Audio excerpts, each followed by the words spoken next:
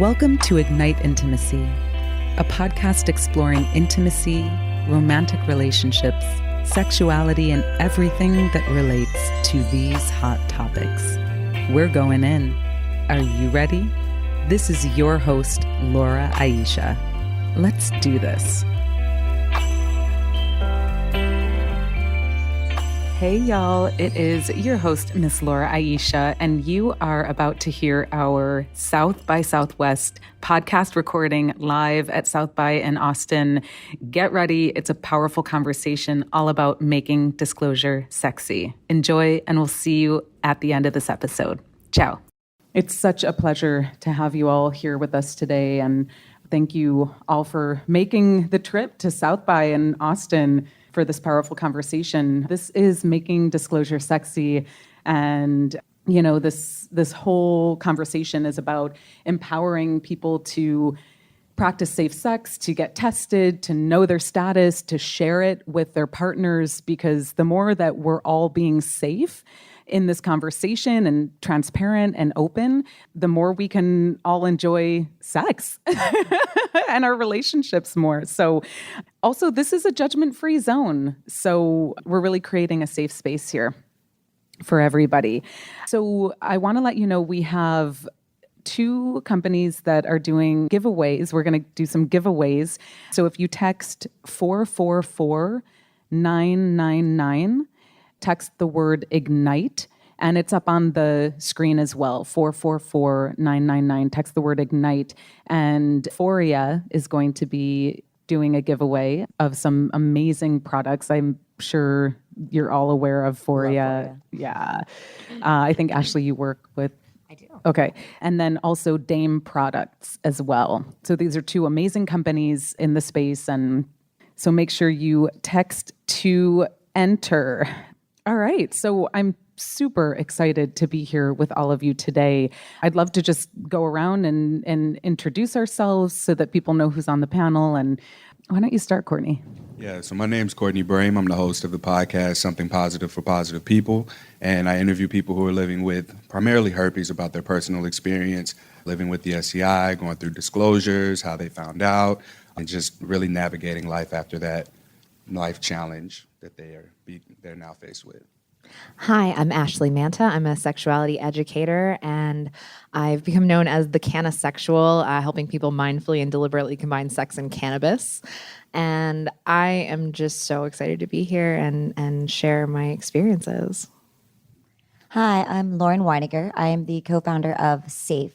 The SAFE app lets you show your verified STD status privately on your phone, and it's the cheapest, easiest way to get tested and soon treated. Awesome. And my name is Laura Aisha, and I am the producer of Ignite Intimacy podcast. I'm also a singer and a writer. The music that you heard before we came up to the stage is the instrumental to one of my tracks. And I'm also a new business development consultant as well. And I think just all around lover of life. I am someone who is HSV 1 and 2 positive. So for the last 15 years, I've been journeying through, this experience and this conversation and just the whole world of it. So it's absolutely incredible that we can all be here today to jam on this very important topic. I also want to give thanks to Adriel Dale from Herpes Opportunity. He wasn't able to join us here live today. However, he was instrumental in this proposal, and he really supported us on the back end, and he actually introduced me to Ashley so that she could be here today. So I'm just really excited and grateful for his support. So definitely check out Herpes Opportunity, and we'll have some resources up for you at the end that you can take a picture of and go to later.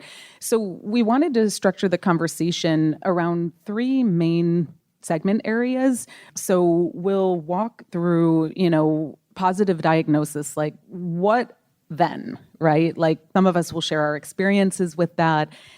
And then we'll go into stigma, the stigma around STDs and testing and herpes specifically.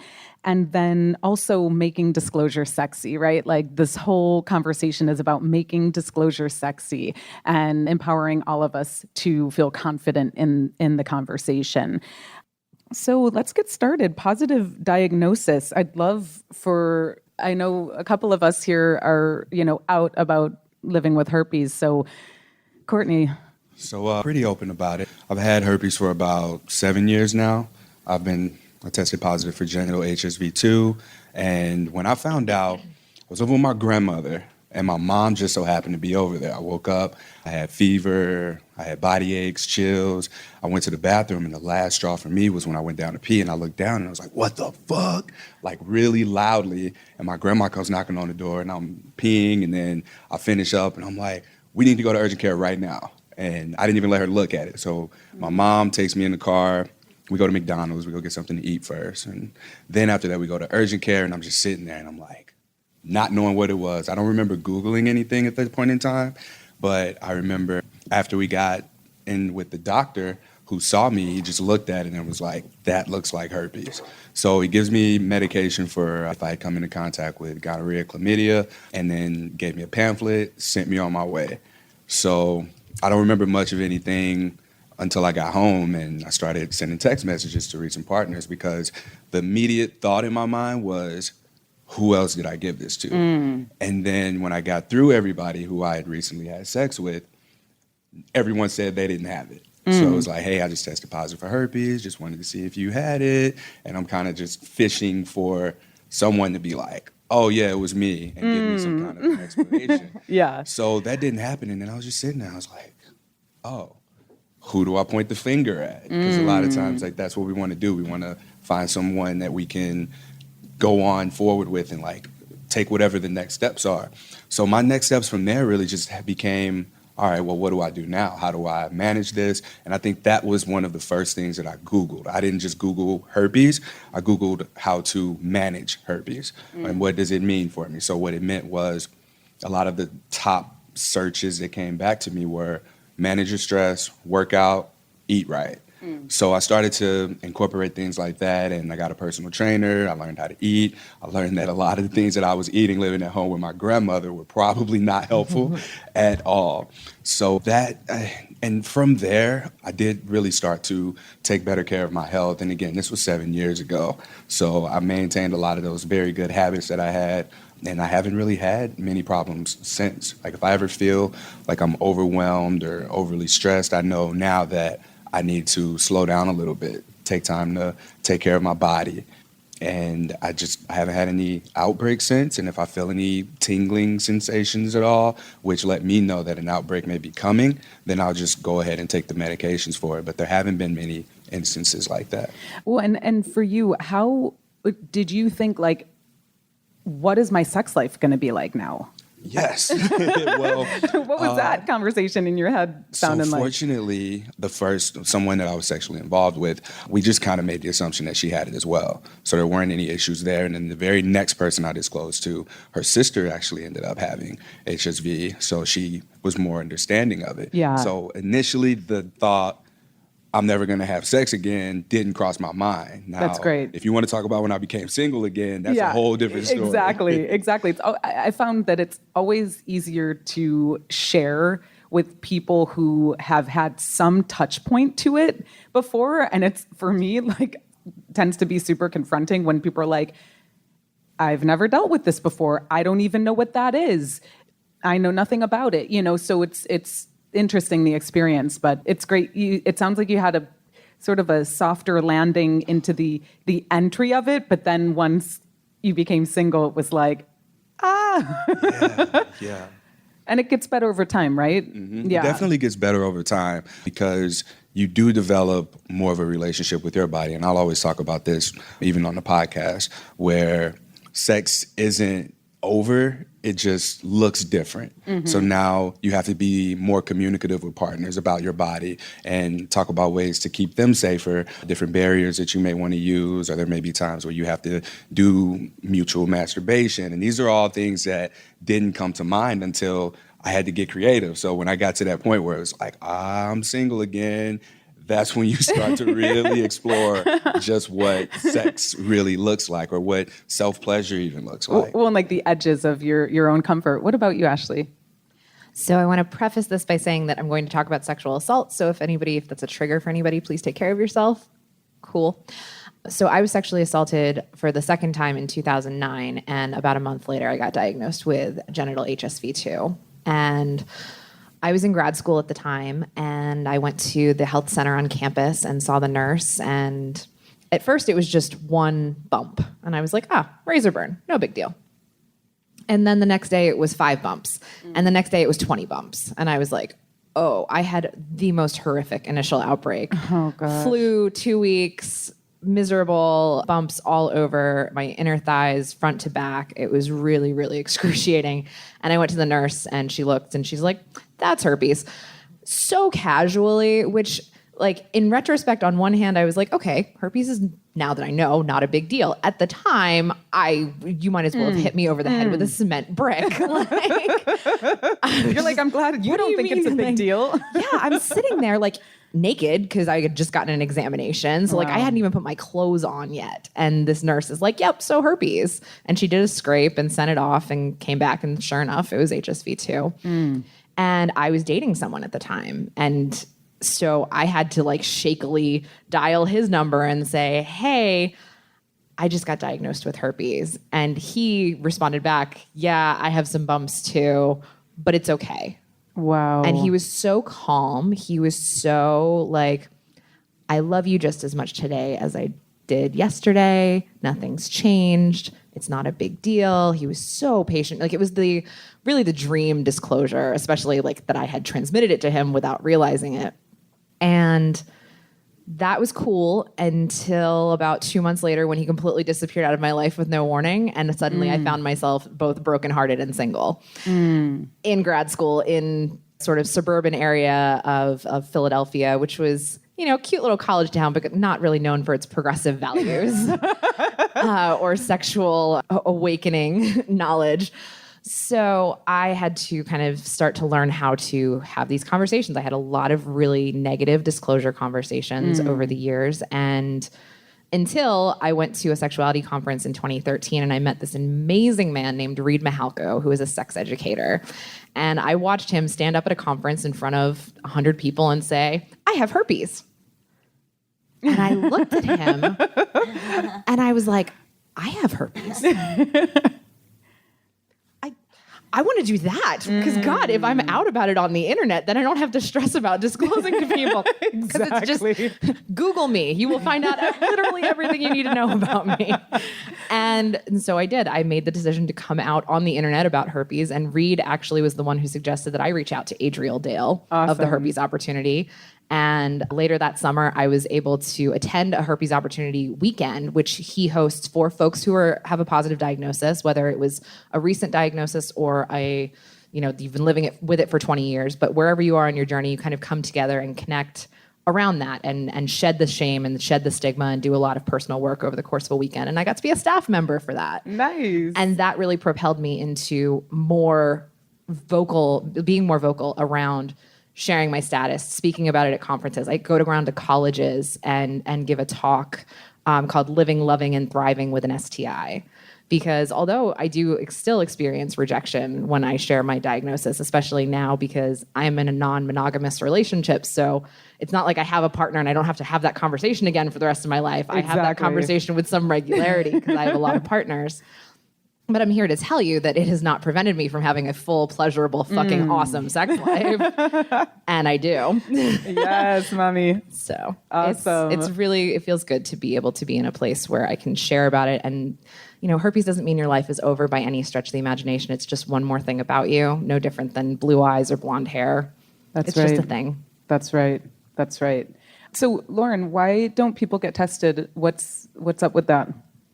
I mean, I think a lot of it is, you know, all the experiences you're describing. People are afraid of that unknown and of that positive diagnosis, partly because there isn't very much information out there. And it's, you know, people like you that are coming out and being open and honest about this is like a massive step in the right direction. I think we're starting to see a change in people's understanding of it and the stigmatization. Who say it's mind-boggling to me that it seems very much that HSV-2 is far more stigmatized than even HIV or any of the other STIs, which many of the other ones have. You know, like HPV is it's incredibly common, and not that it should be stigmatized, but it's something to be vaccinated against it. It actually leads to cancer, right? Totally. Well, when I was just sharing with you that I shared with someone that I have herpes, and he was like, whoa, that's like telling someone you have HIV. I was like, no, it's not. It's totally different. Very different. And so, it's interesting. It surprises some people. Some of our biggest supporters with SAFE are actually HSV2 positive or even HIV positive, because it provides this tool to like have the conversation. We're having tons of sex. It's very sexualized culture and all of that, but nobody can talk about it. And so I found that like so many people that are HSV2 positive that are having this conversation, and it can be the most awkward part is finding that time to bring it up. And you have people that are living in shame, not because it's such a big deal, because it's not. Most people that I know, they had one bad outbreak at the beginning, and then most people don't. And Valtrex is extremely effective. It's very effective. It's a viral suppressant for those that don't know. And it means your partner doesn't have to be at risk, but your partner should be able to make that decision for themselves. So I think that we're moving in the right direction, and we still have a ways to go. Yeah, absolutely. Well, and so a lot of self-love and self-care, right? After a positive diagnosis. And I think people tend to not get tested because they're scared. That, it's like, and what you don't know can hurt you. So it's best to know and then just deal with that powerfully. I know for myself, when I was dating this guy, and I was really in love with this man, and he was much older than me, and I was in my late 20s, and my twin sister was not happy about it, and her wedding was happening in Hawaii, and she was like, please just don't be all about this guy when you're out here for the wedding, we just have fun and whatever. And I arrive in Hawaii, and I get my first outbreak, and it was devastating. I was so scared. I had no idea what was going on. And there was so much shame around it, for me. And so it was this journey through, like, am I never going to have powerful, hot, juicy sex life again? Like, how am I going to talk to people about this? Is anyone going to love me? And it was just like these baby steps, and like every time just mustering up that courage. And through the years, I mean, now I'll be sitting with someone over dinner, and I'm like, oh yeah, well, so by the way, I have herpes, and and it's kind of as simple as that these days. And I just a few weeks ago shared with someone, and he was totally freaked out, and I had to deal with the rejection, around that. We'll talk a little bit more about how to deal with rejection in a little while here, but what I can say is that it certainly has supported me in becoming really confident about who I am and what I bring to the table. And I've shared this before, but one of my favorite responses from a partner was, well, I'm still going to eat your pussy. And I was like, yes, you are. Okay. I was like, this is my guy. So to all the folks out there who are willing, able, open, and, still loving you, even with, herpes or other type of diagnosis, big up yourselves. We love you. So stigma, there's a lot of stigma around herpes, right? So we talked about this, like AIDS and herpes, HIV and herpes, two totally different things. They're, it's like, I don't know, apples and oranges. They're different. That's like, it's way different than that, right? So let's talk a bit about the stigma around herpes and how people get super freaked out about it. So the big thing about I want to make sure to point out that like we're at a point in time now with HIV where if you're on medication after your diagnosis, you're able to be treated. So the U equals U campaign is real. Undetectable means untransmittable. So once you're able to get on the medication, stay on the medication, and when your viral load is undetectable, you cannot pass on HIV to another partner. It's amazing. And as far as herpes goes, we don't have anything like that yet. So herpes is really stigmatized because you can pass it on to other partners. There's no telling how long it'll take to show up.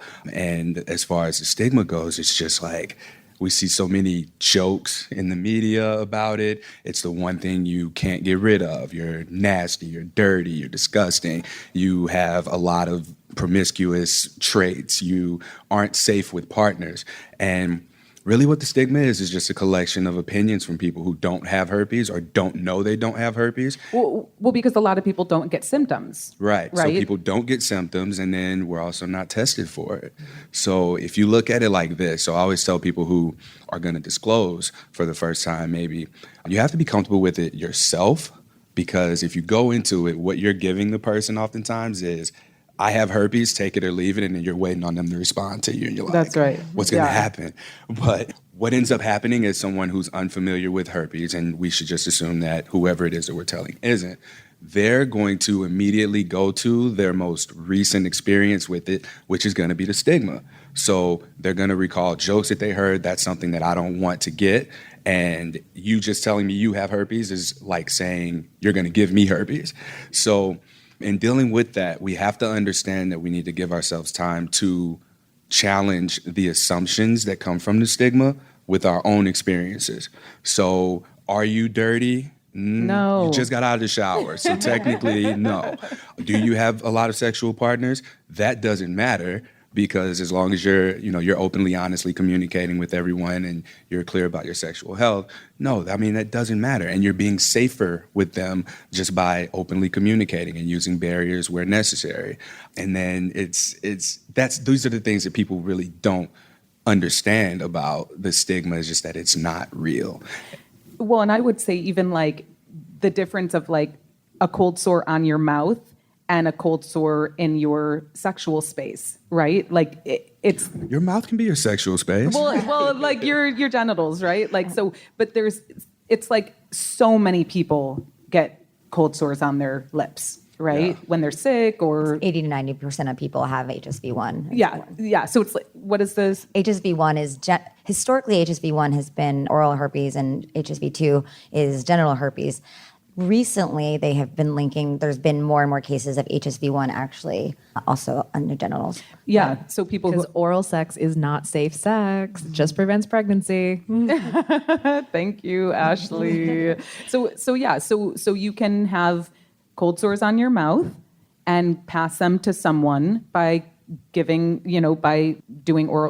oral sex on them. So that's something good to know. And then also it's like, you're fine if I get cold sores on my mouth, but you're not fine if I get cold sores occasionally in my sexual, between my legs. So what about the fear of rejection after disclosing? Like how have you all, managed that?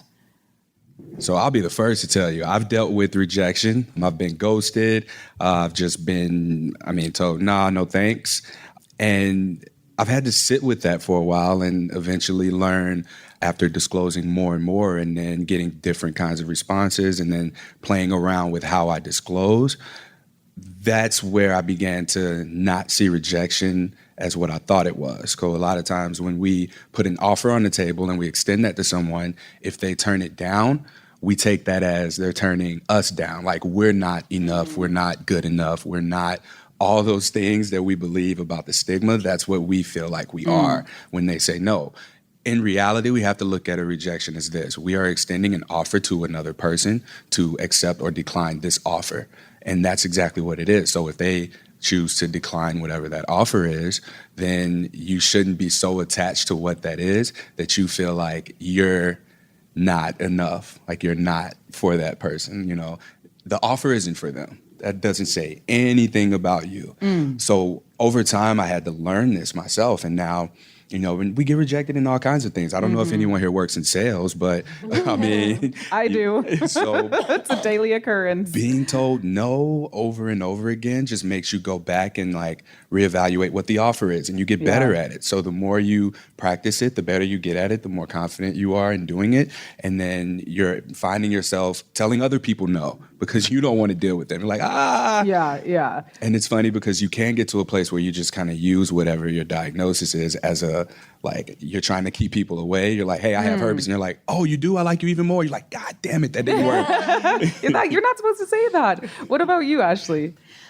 I think it's so interesting the way that we get so stuck in our heads about rejection, and that it's such a scary thing. Like, oh my God, someone said no to me. It means something about me. And, you know, as a sex educator, consent is the most important thing. And I really try to create space for people because I trust people more when they say no to me. Because if you say no to me, then I believe that when you say yes, you mean it.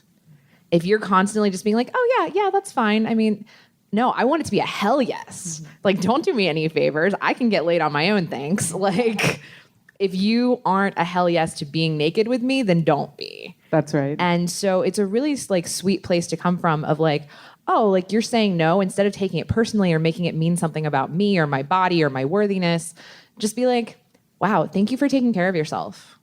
Like, what if when we said no to people, that's what we were met with? Instead of, oh, but please, or like, oh, but, you know, like the pushback, that we were just like, okay, cool, thank you. That's really great data for you to share with me. And so I think really getting comfortable with even just reframing rejection as redirection. Or goddess protection. Goddess protection. When a friend of mine, I don't remember who, but she was like, rejection is goddess protection. I was like, yes. I love that. Fun. Well, you know, also I've had people say to me like,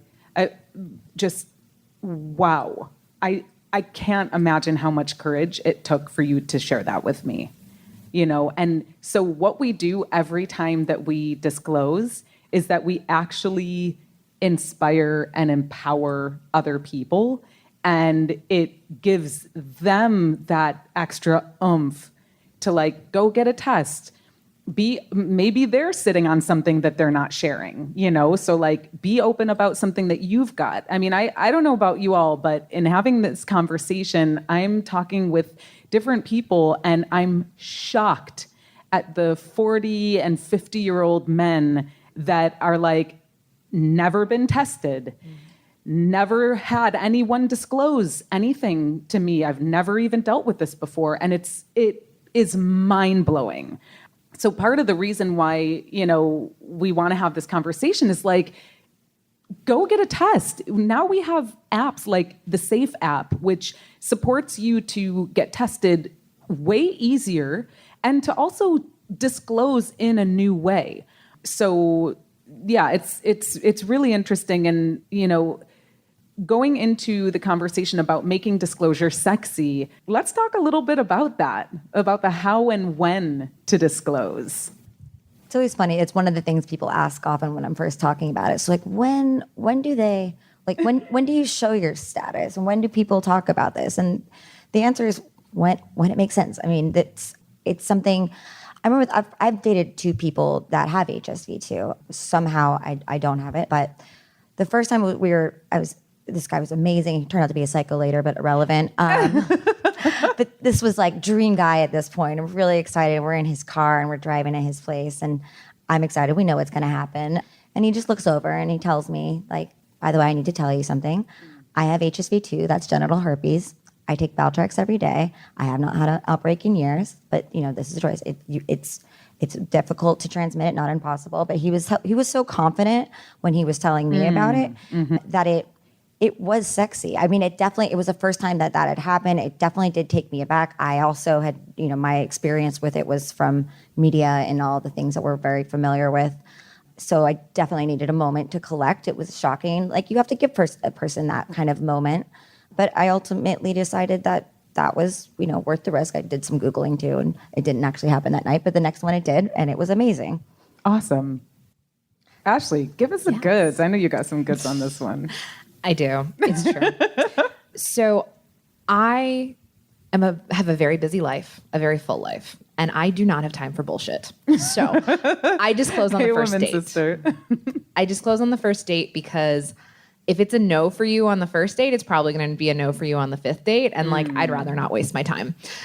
So one of the things, to go back to my colleague Reed Mihalko, that he taught me was he has this thing called the safer sex elevator speech. And it's a conversation that you should have with anyone before you share sexual space with them. And it goes through everything from like, what are the power dynamics that exist between us? Like, are you a cis white guy who is like entrenched in your power? And, I am someone with a marginalized identity, like calling those things out to start with. And then going through like, when's the last time you were tested? What were you tested for and what the results are?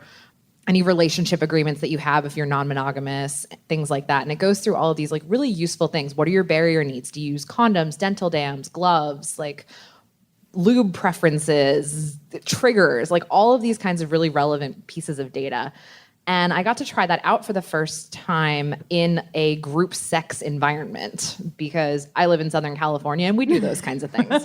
And so I actually met my now boyfriend at a sex party almost 4 years ago. And I sat down with him and I spotted him across the room. He was so hot. He's still really hot. Yummy. And I like made a beeline for him as soon as like we were allowed to kind of disperse. And I was like, yeah, girl. Would you like to hear my safer sex elevator speech? And I laid out the whole thing for him. And I was like, I have genital HSV 2. He's like, cool. I have oral HSV 1. And we like high-fived. Like, yes. And then we had awesome sex. And that experience just repeated itself recently when I spoke at an event and told my, living with herpes story. And one of the guys in the audience, who was also super hot, came up to me afterwards and he's like, you're so great, you're so this, let me buy you a drink. And we just had like instant chemistry. And I was like, okay, so you caught the part in my speech about how I have herpes, right? And he's like, yeah, me too, high five. And woohoo. And we just had awesome sex. So like the more that you can surround yourself with people who are open-minded, like the one thing I've learned is the people who are like really, they push back really hard or like, that's gross, you're dirty. Like the language that they use is like really shamey. I'm like, you know what? I'm glad I'm not sleeping with you anyway. Yeah, thanks for saving me that particular headache.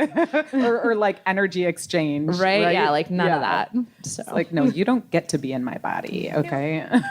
And I'm really sorry for you because it's pretty rad. What about you, Courtney? Oh, so as far as like, are we talking about just the what's sexy worked? experience? What's really worked for you in disclosing and feeling confident and powerful around that? Knowing myself, I consider myself to be a pretty cool person. I have We'd very agree. neat, like, I like cartoons. I still watch cartoons. Like, I'll watch Dragon Ball Z when I'm running on a treadmill, little things like that about myself. And so when I disclosed to my current partner, hey, Sierra, she's holding the camera. What I was doing was I was actually at home. I was at my grandmother's house playing video games. And I sent her a text because we had just gone on our first date and sex came up. And it was very like mild. We were talking about orgasms. We were in the car. We were going from this burger place. And so I thought to myself, fuck, I'm going to have to tell her now. So I pull out my phone and I send this text and I'm like trying to get her to ask me about what I did with the podcast so that we can just kind of segue into it that way. And so I'm dropping all these hints. You're plotting, and she's strategizing. not biting at all. She's like, oh, that's cool that you have a podcast. Oh, that's cool that you're going to be recording a podcast. Like she's never asking me what it's about. I'm like, oh, I'm just going to have to do this. So I type up this message and I go, hey, I'm really awesome. I know this about myself. I say a few other things, and then I go, I really like you. I like the connection that we had. I enjoyed our time together, and I need to let you know now, giving you this choice that wasn't given to me, I have genital HSV 2.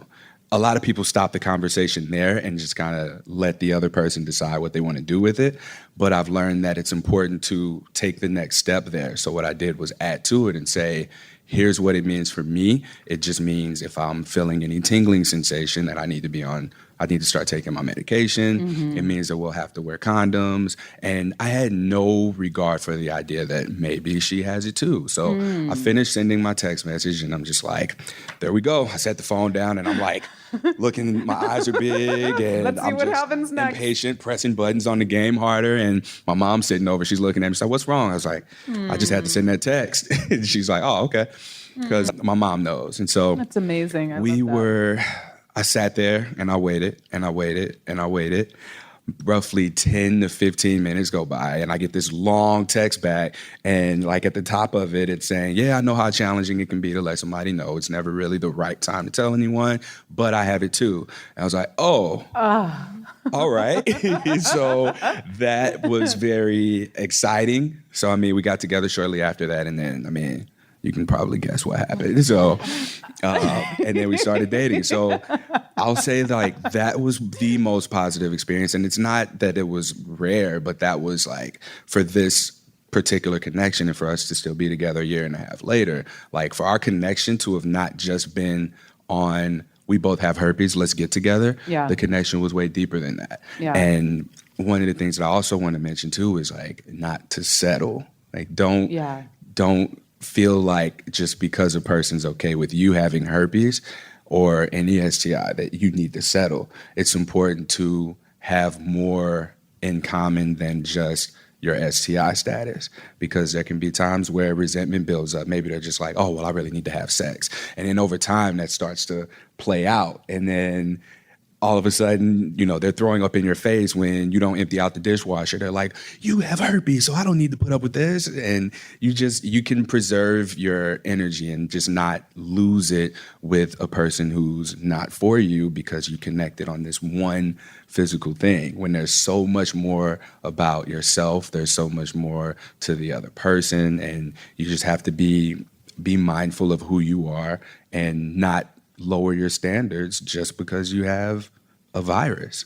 Well, that's right. And what I've found is like, it's actually, I'm going to shift what I was going to say about this, because it can be really confronting when you wait until you're naked with someone. Oh yeah, no. And then you're Definitely like, don't do that. Don't do that. Well, and it happens sometimes. Like, Better to do that than to not do it. I mean, Right, agreed, but yeah. only just. if it gets to that, what I've found through the years is that it's way more like, not easier, but it just disclosing really like over dinner. It's like, oh yeah, and by the way, like there's something I need to share with you, and it's way less confronting for me personally. And then I've had experiences where it's like, oh shit, like here we are, and I'm like, look, I need to let you know something before we go any further, you know? And I've had people be super cool and chill about it. And then I've also had people be like, whoa, okay, like we need to stop. So definitely, I think we'd all agree that disclose before you're naked. and if you haven't and you're naked, disclose. Still disclose. So what do you think? Final thoughts here? Takeaways?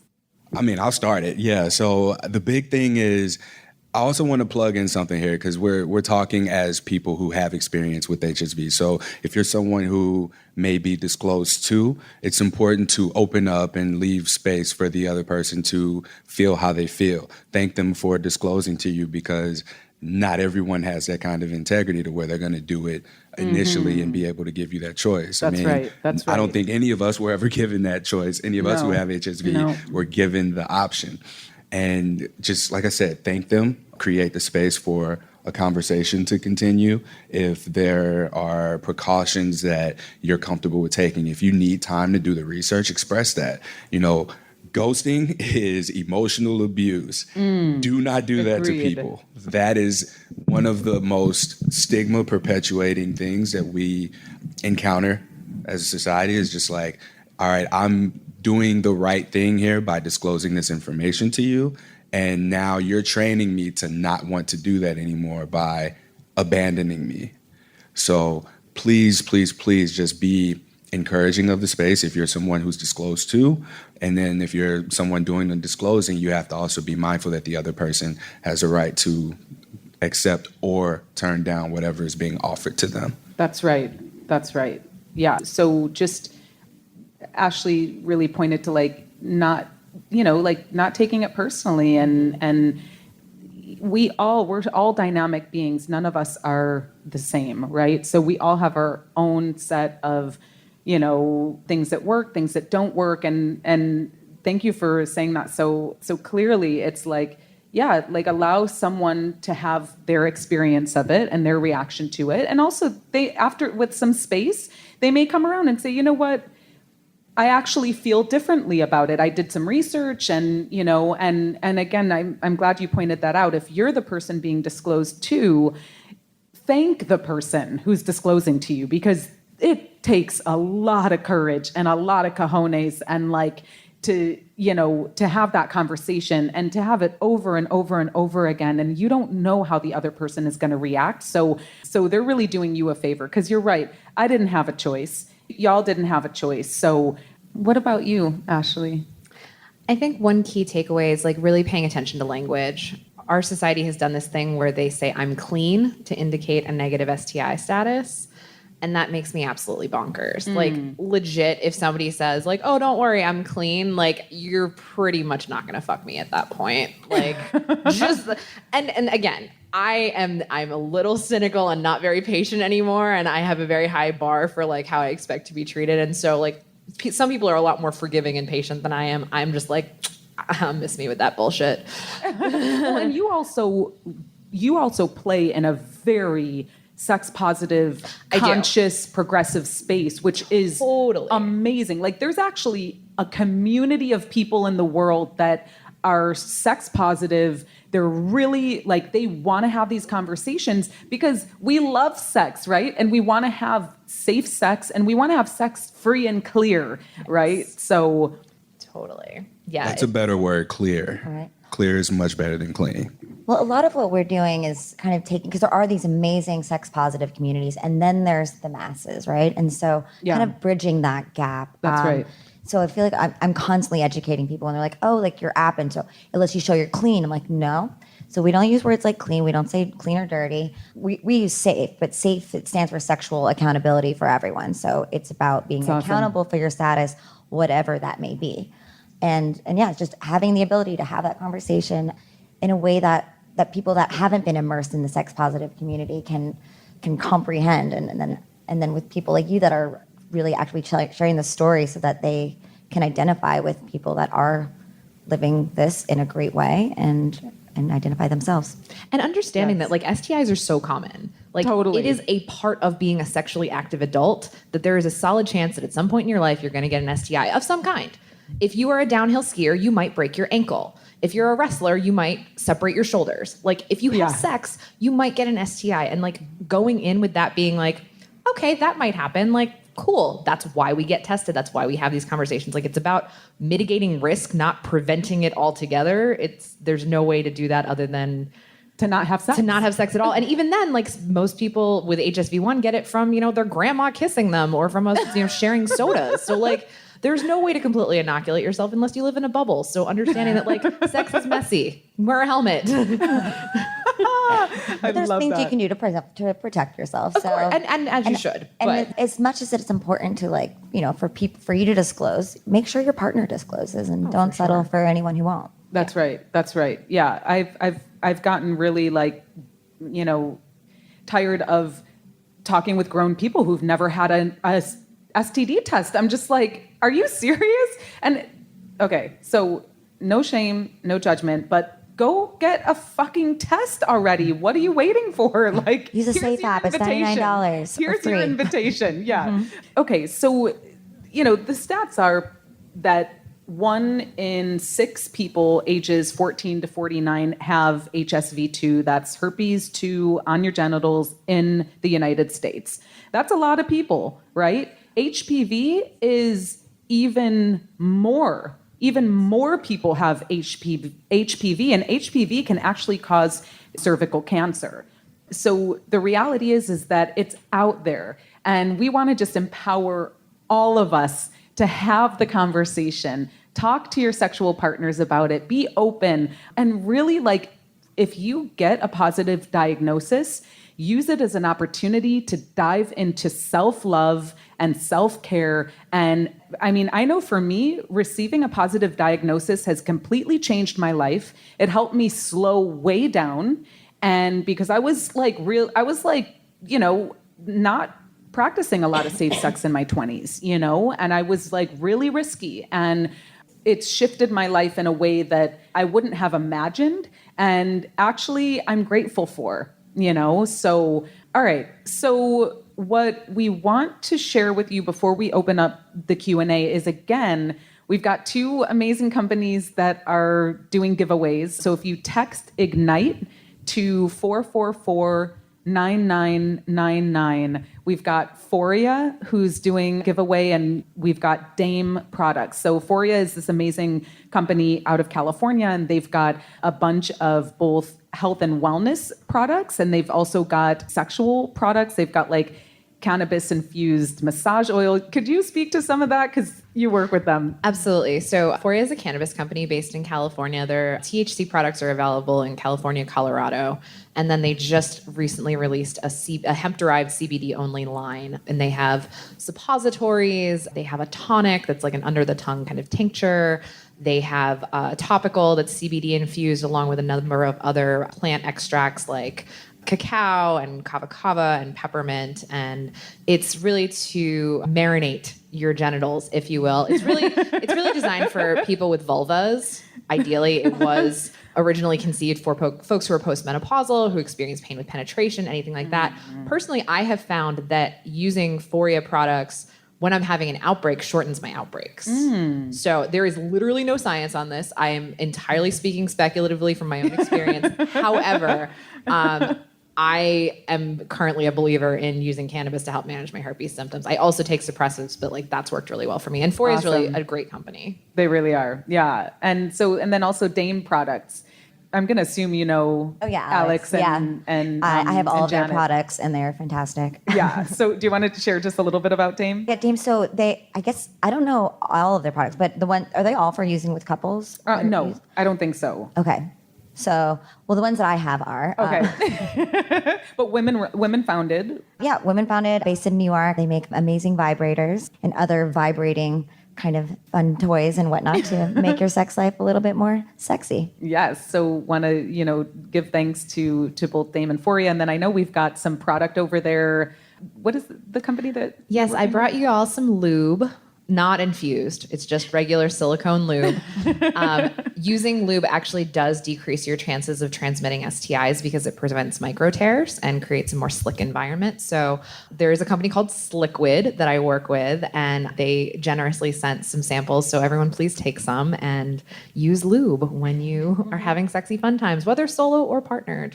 Great. Well, and we'll see. Maybe we can do a third little care package with some Sliquid stuff. We'll see about that. But for sure, Foria and Dame, and we're just this is a dream come true, Like, I know it's my first time on the South by Southwest stage, and I've been coming to South by for about 13, my first South by was 13 years ago, and then I've been back the last couple of years. So it's such a pleasure and an honor to be here with all of you. Courtney Bram, again, from Something Positive for Positive People. We've also got Ashley Manta, sex educator, and then we've got Lauren Weiniger from Safe App. So we've got some resources here for you. Please take a picture of this slide. And for anyone who's listening to this as a follow-up podcast, we will post these resources in the show notes, but I'll speak to them right now. Herpes Opportunity, of course. Big up Adriel Dale. You're doing such incredible and powerful work. Adriel's got a huge community of people that he's built over the years through Herpes Opportunity. So if you have it, you're not alone. That's another thing that, it's like, if you are living with an STI, you're not alone. There are so many people that are living with STIs, and we just want to love you up and just, let you know that, like, reach out, holler at us. We'll include all of our contact in the show notes as well. Safe App is up there, safeapp.me. We've got HANDS up there. What does HANDS stand for, Courtney? Herpes Activist Networking to Dismantle Stigma.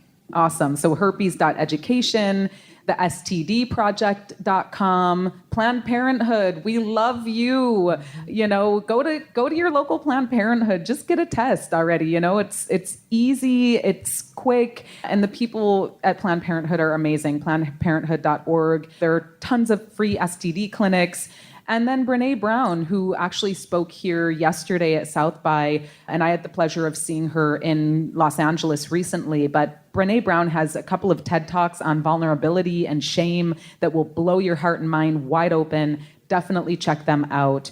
And then I want to encourage everyone to follow us on social. Follow Ignite Intimacy at Ignite Intimacy on both Instagram and Facebook.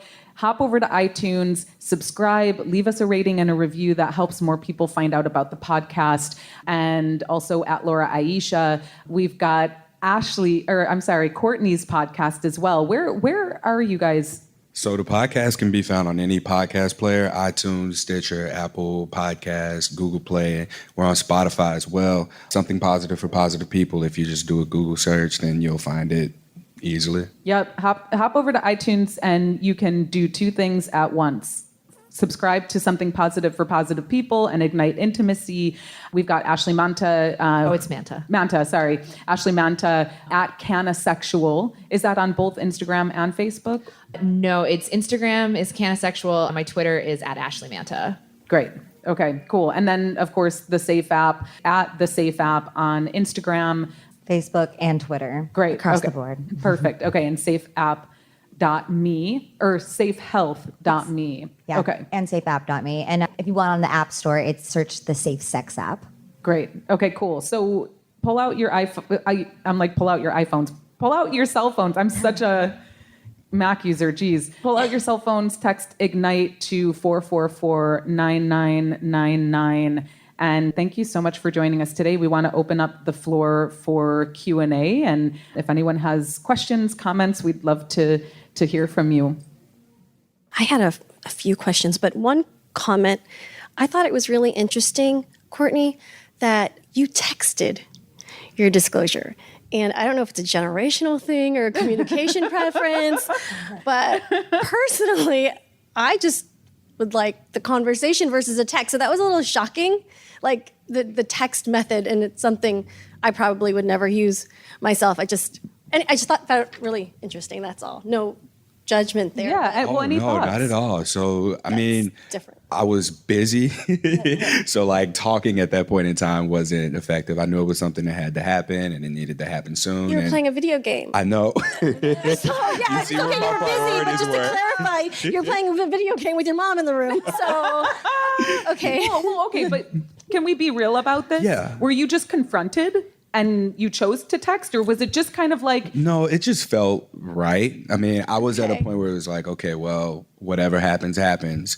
And it was just, here's the text message. Like, Okay. do what you would like to do with it. Here's Yeah. the information. If you turn me down, like, what are you going to just stop texting me? Or are you just... Maybe it's a gender preference too. I don't know. It's I really actually, interesting. If I'm using Tinder specifically, I disclose on the app before the first date. okay, I'm but like, that's Tinder. okay. But if you were on a date, If I was on a date, it would be in person. But like, Okay. if you're just texting with someone before you've actually met, then like definitely, I want to save myself the gas to like Okay, go to I Starbucks and have you understand say no. Like, I understand that. But yeah.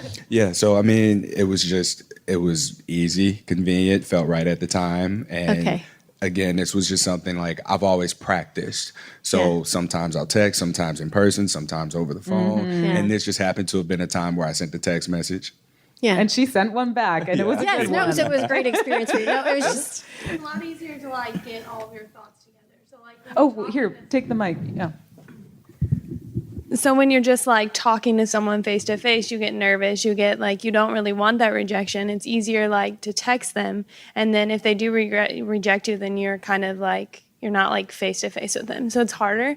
And then it's also I found that because I also disclosed before Courtney through text message a lot, just because I felt like I could like write down all of my thoughts. I could be like, this is, why I'm telling you, this is what we can do. This is if you don't want, and like, it was just like easier for me to copy and paste that message to someone than it was to like talk to them face to face, just because I get nervous and I couldn't necessarily say everything I want to say. Well, and so it's like the whole point is disclosing, right? So whether you're disclosing in an app or via text or on the phone or in person, like have the conversation, and start there. And you may find over time that, you have a preference and you get, you have better response in a certain way. But anything else? I know you had another question.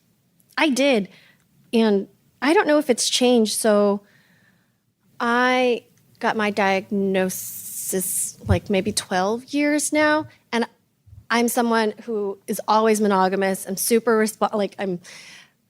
even before I'm active, I test like every single time. So this was really shocking to me because I tested before my partner and I like moved forward in our relationship that way. And I was really shocked when I discovered that at that time, and I don't know if it's changed now, but the HSV wasn't part of a standard panel. Oh, no, it's not. It's still not. And right? it just blows my mind.